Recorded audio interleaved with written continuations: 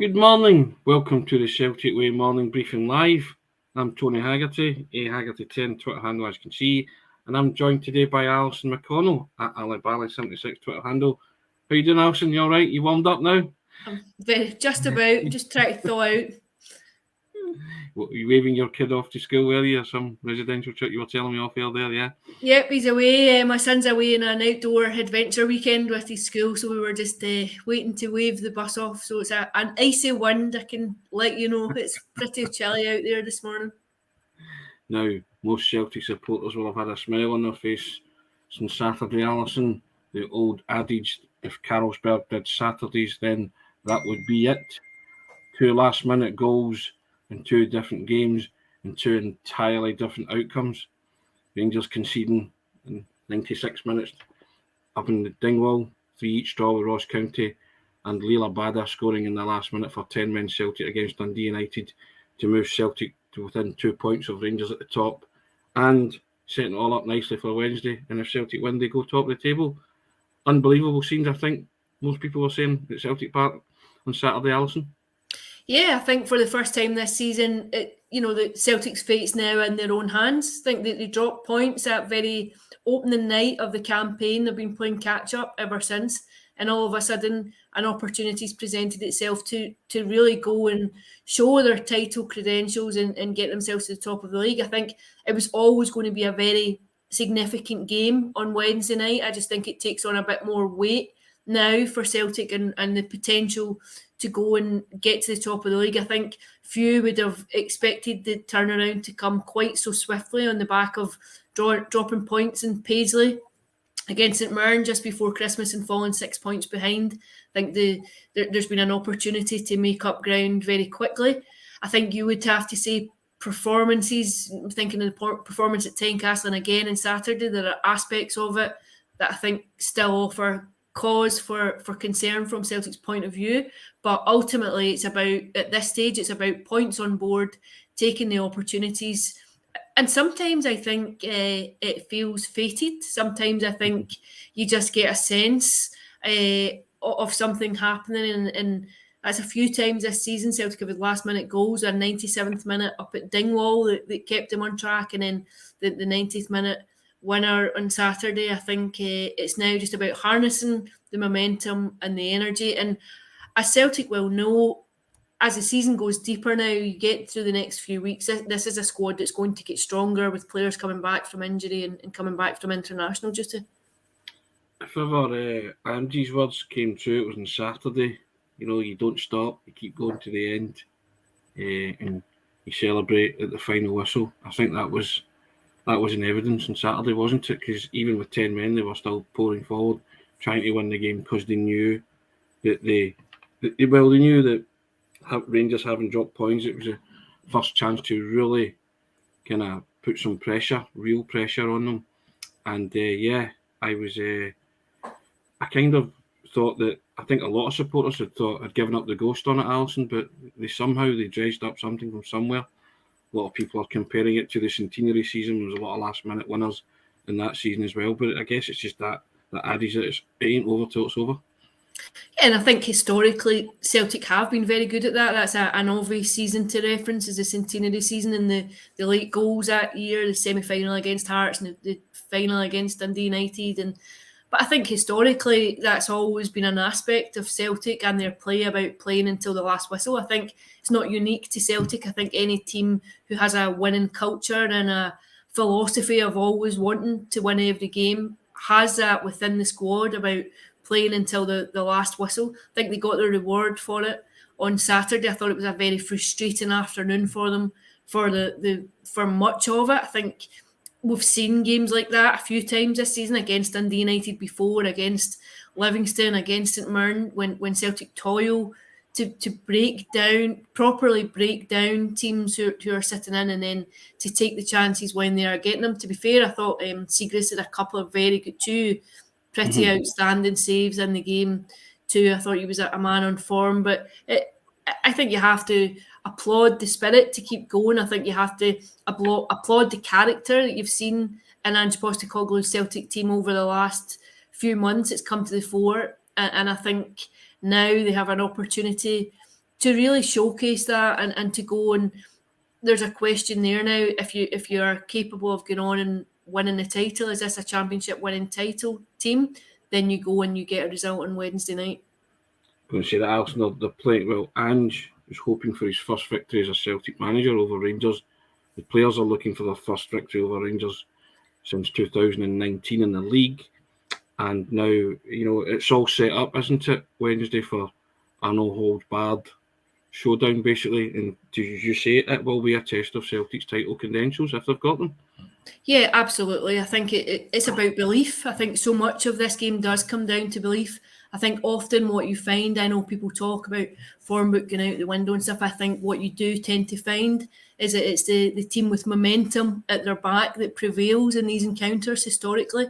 I think, and much comes down to the form going into it rather than what happens in the actual game. And I think when you look at that, you could see that Celtic haven't been playing particularly well over the course of 90 minutes, and there are reasons for that, given the players who are out and the players who are away. But what they have done is taken maximum points since the turn of the year, since the break resumed, and I think that encourages a level of belief and a level of confidence going into a game like that. There were nerves on Saturday, Alison. You've touched upon it that they've stumbled before, but that was a big win for Celtic on Saturday, wasn't it? You can't underestimate the enormity of it. It kind of shows them that they can do it. They can pull it out the fire. And a lot of the supporters are saying, bring on Rangers. But I guess that still has to be tempered with the realism that, Celtic haven't beaten Rangers in the league since 2019, as I've said. And, a lot of them are still up there. But you just kind of need to come down to terra firma a bit, I think. Yeah, I don't think you can underestimate the magnitude of the weekend and the swing that it enabled. I think, bar a few minutes, either way, you're looking at a very different outcome. Yep. Bar a minute up at Dingwall or so, then Rangers come away with 3 points. Bar a few minutes at Celtic Park, Celtic are dropping 2. It's a fairly seismic shift. But what it does now is give Celtic the impetus to go and go top of the league. What it does do is just give them that little bit now of momentum. They've not dropped points. It's been a decent start since they've come back after the break. I don't think they've taken maximum points from the game so far. They've got an opportunity now to apply a bit of pressure, and I think it's a very different aspect to lead a table without pressure, to lead when you have a safety net. When you have a lead that you feel is being eaten into and is diminishing, I think pressure does come into play hugely. I think it lends itself to mistakes in games. I think it's a very different entity when you're playing with quite a big cushion, and Celtic have been able to manipulate that over the last couple of games. They manipulated it to effect on Saturday, albeit that they left it very late. The be-all and end-all would have been about taking the points, and I think performance comes a secondary to that. And speaking of taking the points, we cannot not mention Abada's finish. The touch and the finish is just unbelievable, because the temptation is to maybe have a swinger at it, isn't it, Alison, and send it skywards or whatever, but he's cushioned a lovely touch and he's made sure he's scoring. I thought it was calm. I thought he didn't panic. I thought he took his time. It was quite composed. I was surprised at the amount of space he found himself in, given how tight the game had been and the lack of space in the game. But I thought he deserved plaudits for just keeping his head and keeping his cool and doing the right thing. I'd also say, I think that's now 12 goals. I would stand to be corrected. I think it's 12 goals for this season for a boy who arrived at 19, maybe I think he's 20 now, but coming into a new culture, a new club.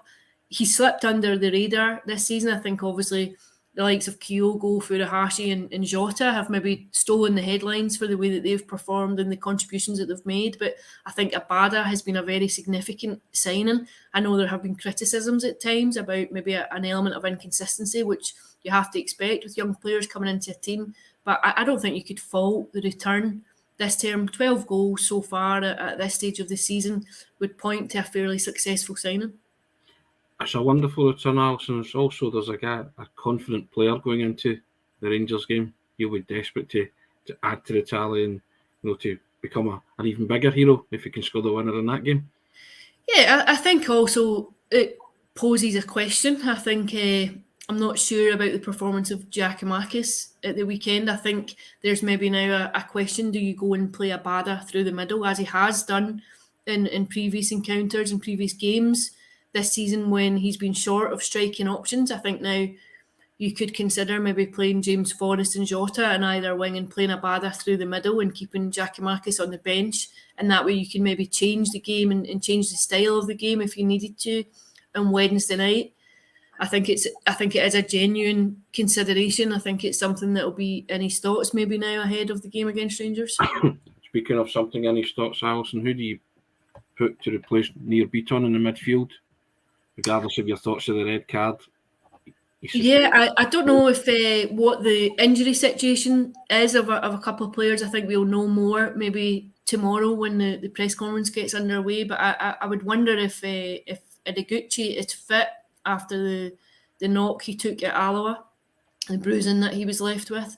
I would think he would probably come back in if that's a possibility. There's also another interesting one there because I would hugely doubt that Callum McGregor would be fit for it. I think you would have saw the pictures from the weekend. I wouldn't fancy that his chances of being fit for Wednesday night. So if Beaton is also out, then there's a question too about the captaincy. And I would suspect that Joe Hart would maybe be handed the armband. And also as well, there's another, and Sean's off, ladies and gentlemen, because his wife had a wee baby girl, so we wish him and his wife congratulations on that, their first child. Sean's also, he's an advocate of maybe moving Juranovic into the midfield. Can you see him doing that and bringing Ralston back? I suppose it would be an option if it transpires that he has a dearth of players, fully fit players in there. I think it would be a consideration. I don't think he would do that unless he had to do it. I think he's more effective on that right-hand side. What he could do, is play him just almost in that more advanced right role the way he has before. He kind of played him almost as a right winger, playing him further forward.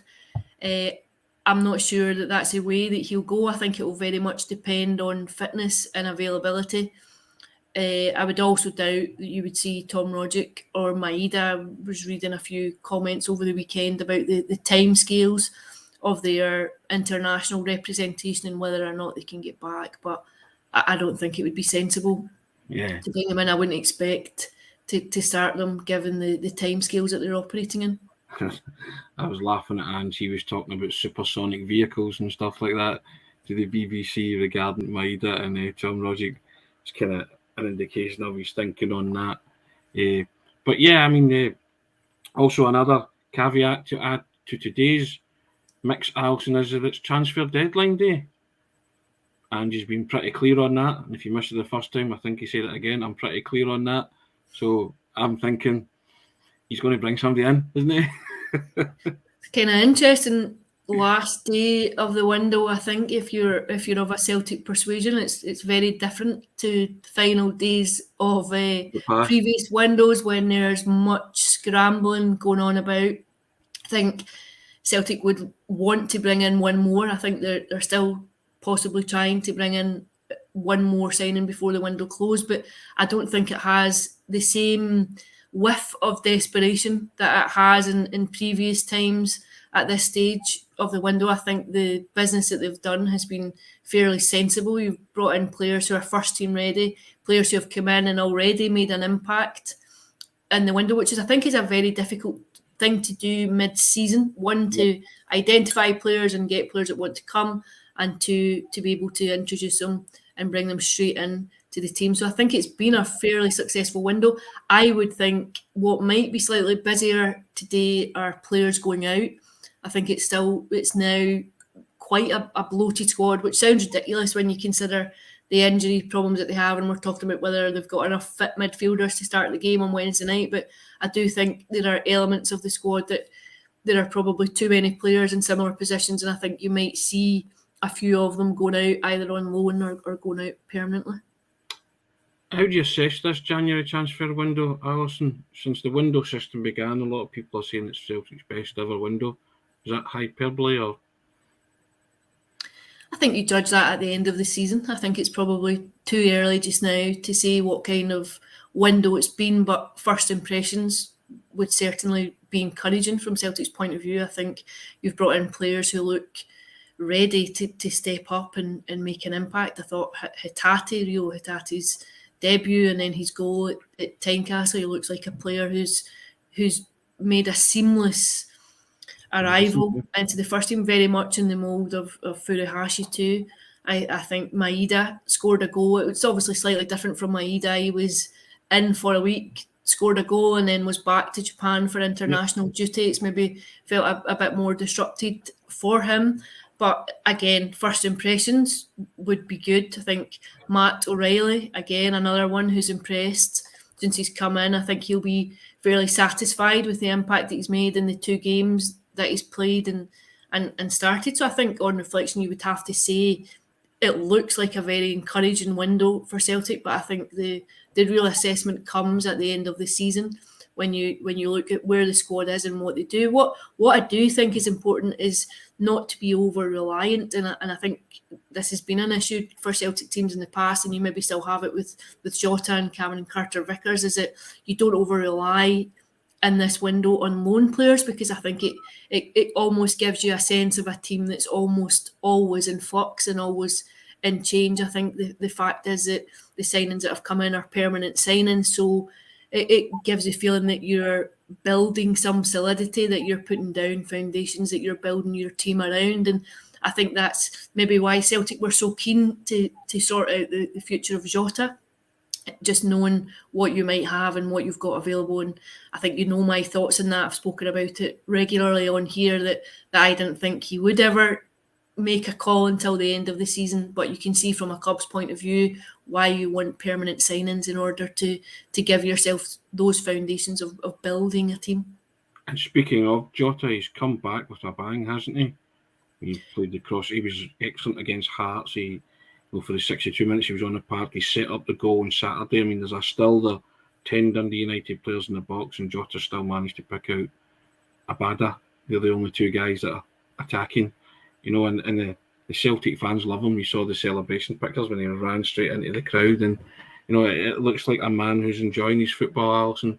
He certainly enjoyed his afternoon on Saturday. I thought, for a player who's had quite a nomadic time in his career, he's not felt settled anywhere. I just wonder, that might be an element that comes into play when he does consider his long-term future. The fact that he's obviously wanted at Celtic, he's enjoyed his football. There's a fair bit of adulation there. He might just, if there's a carrot, then if you can throw in a carrot at the end of the season of Champions League football, it might just sway a permanent signing come this summer. But I don't think there's any doubt about the quality that he brings. I think between him and Kyogo, there's an argument about who's been the most influential over the course of the campaign since he came in. I think he offers a different dimension for Celtic, and I think he's capable just of dragging the team almost over the line at times. I think that last game against Dundee United, that was very stuffy at Celtic Park, I think he hit the woodwork 3 times, if memory serves me correct.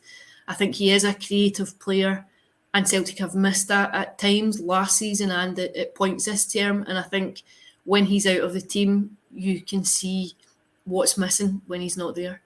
He'll certainly get a taste for it on Wednesday night, Alison, with the big match atmosphere against Rangers. They all will, and they'll all get the kind of full house effect of Celtic Park on a big night. And on that note, we shall reconvene on Tuesday and Wednesday and to preview the big game.